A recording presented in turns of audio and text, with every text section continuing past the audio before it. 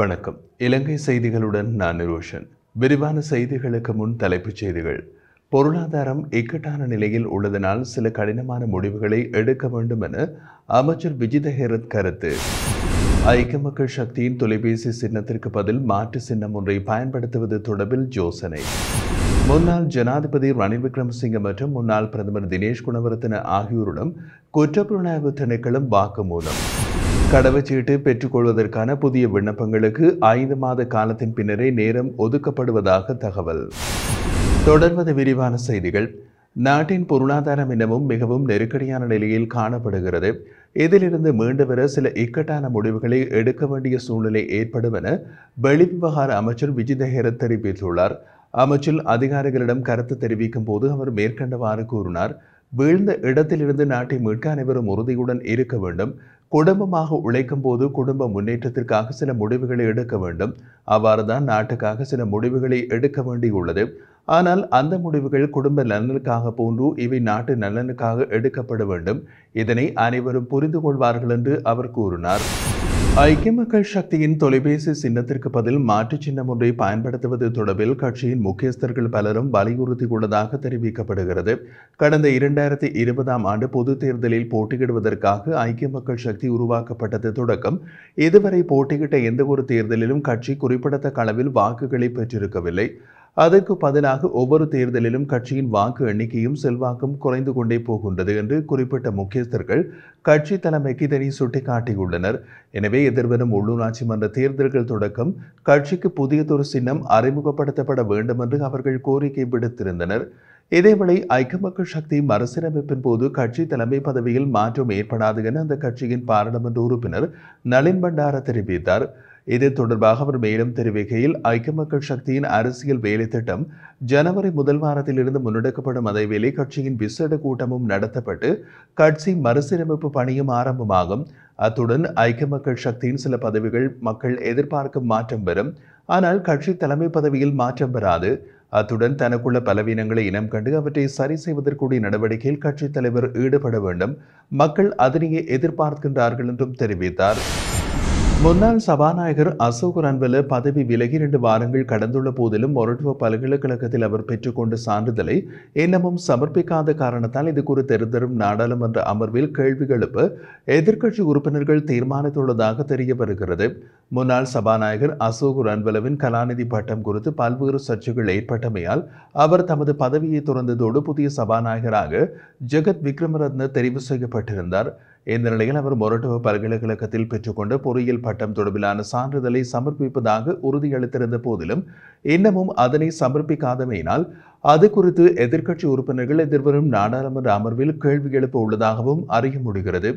இதேவேளை வரி செலுத்த வேண்டியவர்கள் முறையாக செலுத்தினால் மட்டுமே சமூகத்தின் பயனாளிகள் குறிப்பிட்ட பணியை செய்ய முடியும் என நாடாளுமன்ற உறுப்பினர் அசோக் ரன்வல தெரிவித்துள்ளார். கம்பஹாவில் இடம்பெற்ற மக்கள் சந்திப்பில் கலந்து கொண்டு உரையாற்றிய அவர், கடந்த காலத்தில் ஒரு நாடாக இந்த வரிப்பணத்தை வசூலிக்க முடியாமல் பாரிய அவலத்தை நாம் எதிர்கொண்டுள்ளோம் என்றார். மேலும் அரசாங்கத்தின் திரைசேரி அதல பாதாளத்தில் உள்ளதாகவும் இவ்வாறான நிலையில் பாடசாலை மாணவர்களுக்கு சீருடை மற்றும் கொடுப்பனவுகளை வழங்குவதில் அரசாங்கம் மிகவும் சிரமப்படுவதாகவும் தெரிவித்திருந்தார். முன்னாள் சுகாதார அமைச்சர் ஹெகலிய ரம்புக்வெல்ல முன்வைத்த அமைச்சரவை பத்திரத்திற்கு அங்கீகாரம் வழங்கப்பட்டமை தொடர்பாக முன்னாள் ஜனாதிபதி ரணில் விக்ரமசிங்க மற்றும் முன்னாள் பிரதமர் தினேஷ் குணவர்த்தன ஆகியோரிடம் வாக்குமூலங்களை பதிவு செய்வதற்கு குற்றப்புலனாய்வு திணைக்களம் தீர்மானித்துள்ளது. நாட்டில் நிலவும் மருந்து தட்டுப்பாடுக்கு தீர்வு பெற்றுத்தரும் வகையில் இந்திய கடன் திட்டத்தின் கீழ் 182 வகையான மருந்துகளை இறக்குமதி செய்வதற்கு முன்னாள் சுகாதார அமைச்சர் ஹெகலிய ரம்புக்வெல்லவினால் அமைச்சரவையில் யோசனை முன்வைக்கப்பட்டது. அத்துடன் தற்போது இந்தியாவுக்கு விஜயம் மேற்கொண்டுள்ள முன்னாள் ஜனாதிபதி ரணில் விக்ரமசிங்க நாடு திரும்பியதன் பின்னர் அவரிடம் வாக்குமூலம் பதிவு செய்யப்பட உள்ளதாகவும் தெரிவிக்கப்படுகிறது. அதன் பின்னர் இது தொடர்பாக முன்னாள் பிரதமர் தினேஷ் குணவர்த்தனமிடமும் வாக்குமூலம் பதிவு செய்யப்பட உள்ளது. நாட்டிற்கு தரமற்ற மருந்துகளை இறக்குமதி செய்த சம்பவம் தொடர்பாக மாளிகாகந்த நீதவான் நீதிமன்றத்தில் முன்வைக்கப்பட்ட கோரிக்கைக்கு அமைய நீதவான் லோச்சினி அபேவிக்ரம குற்றப்புலனாய்வு திணைக்களத்திற்கு இந்த அனுமதியை வழங்கியுள்ளார். முன்னதாக இந்த சம்பவம் தொடர்பில் முன்னாள் அமைச்சர்களான நிமால் ஸ்ரீபாலடி சில்வா, பந்துல குணவர்த்தன, ரமேஷ் பத்ரன, ருஷான் ரணசிங்க, டக்ளஸ் தேவானந்தா, ஹரைன் பெர்னாண்டோ, பிரசன்ன ரணதுங்க, விஜயதாஸ் ராஜபக்ச, வேதுர விக்ரமநாயக்க, கஞ்சன விஜயசர்க ஆகியோரிடமும் குற்றப்புலனாய்வு திணைக்களம் வாக்குமூலம் பெற்றிருந்தமை குறிப்பிடத்தக்கது. வெளிநாட்டிலிருந்து கொண்டுவரப்படும் கார்களை விட நம் நாட்டில் சிறந்த கார்களை தயாரிக்க முடியும் என கைத்தொழில் மற்றும் தொழில் முயற்சி அபிவிருத்தி அமைச்சர் சுனில் ஹெந்துனத்தி தெரிவித்துள்ளார். நேற்று இடம்பெற்ற நிகழ்வொன்றில் கலந்து கொண்டு கருத்து தெரிவித்த போது அவர் இதனை குறிப்பிட்டுள்ளார். இறக்குமதி செய்யப்பட்ட பொருட்களோடு போட்டியிடும் திறன் நமது உற்பத்தியாளர்களுக்கு இருப்பதாகவும் அவர் சுட்டிக்காட்டினார். இந்த நிலையில் அவர்களுடன் போட்டியிடும் திறன் நாட்டிற்கு இருந்தாலும் வெளிநாட்டு பொருட்களை பாதுகாக்கும் கொள்கைகளுக்கும் அந்த கொள்கைகளை பராமரிக்கும் அதிகாரிகளுக்கும் தான் போட்டி என்றும் அவர் தெரிவித்தார். மேலும் இலங்கைக்கான வாகனங்களை இறக்குமதி செய்வதற்கான வரி கொள்கை தொடர்பாக நிதியமைச்சு அறிக்கை ஒன்றை வெளியிட உள்ளதாக அமைச்சரவை பேச்சாளர் அமைச்சர் நலிந்த ஜாதிச அண்மையில் தெரிவித்திருந்தமை குறிப்பிடத்தக்கது. இலங்கை அரசியலமைப்பு மற்றும் சுட்டி நிரூபங்களில் மாற்றுத்திறனாளிகளுக்கான உரிமைகள் வழங்கப்பட்ட போதிலும் நடைமுறையில் அது மறுக்கப்படுவதாக இலங்கை மனித உரிமைகள் ஆணைக்குழுவின் யாழ் பிராந்திய இணைப்பாளர் டி கனகராஜ் தெரிவித்தார். அவர் மேலும் தெரிவிக்கையில் இலங்கை மனித உரிமைகள் ஆணைக்குழு மனித உரிமைகளை பாதுகாக்கும் முகமாக உரிமைகளை இழக்கும் விளிம்பில் உள்ளவர்களுக்கு உதவிக்கரம் நீட்டி வருகிறது. அந்த வகையில் இலங்கை மனித உரிமைகள் ஆணைக்குழு சர்வதேச மனித உரிமைகள் தினத்தை முன்னிட்டு இலங்கையில் மாற்றுத்திறனாளிகளின் உரிமைகளை பாதுகாக்கும் பொருட்டு விசேட வேலை திட்டத்தை ஆரம்பித்துள்ளது. மாற்றுத்திறனாளிகளின் கல்வி கற்பதிலிருந்து தொழில் வாய்ப்பை பெற்றுக்கொள்வது வரை அவர்களுக்கான ஏற்பாடுகள் அரசியலமைப்பு மற்றும் சுற்றறிக்கைகள் மூலம் வழங்கப்பட்டும் அவர்கள் நடைமுறையில் பல்வேறு பிரச்சனைகளை எதிர்நோக்குகின்றனர். குறிப்பாக கூற வேண்டுமென்றால் இலங்கை அரசு வேலைவாய்ப்பு பெறுபவர் எந்த பாகத்தில் கடமையாற்ற வேண்டும் என்றும் கூறப்படுகிறது. அது மட்டுமல்லாது தேக ஆரோக்கியம் தொடர்பிலும் வேலை வாய்ப்புகளில் மாற்றுத்திறனாளிகள் புறக்கணிக்கப்படுவதற்கு ஒரு காரணமாகவும் அமைகின்றது. இவ்வாறான நிலைமையில் மாற்றுத்திறனாளிகளின் உரிமைகளை பாதுகாக்கும் பொருட்டு இலங்கை அரசாங்கத்திற்கு 9 பிரிவுகளின் கீழ் விரிவான அறிக்கை ஒன்றை வழங்கியுள்ளோம்.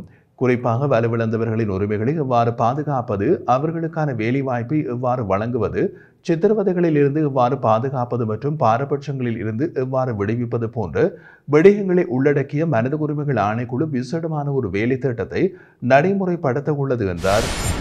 கடவுச்சீட்டு பெற்றுக்கொள்வதற்கான புதிய விண்ணப்பங்களுக்கு 5 மாத காலத்தின் பின்னரே நேரம் ஒதுக்கப்படுவதாக தெரிவிக்கப்பட்டுள்ளது. தற்போதைக்கு விண்ணப்பங்களை சமர்ப்பிக்கும் விண்ணப்பதாரிகளுக்கு எதிர்வரும் மே மாதம் 9ஆம் தேதிக்கு பின்னரான திகதிகளே ஒதுக்கப்படுகிறது.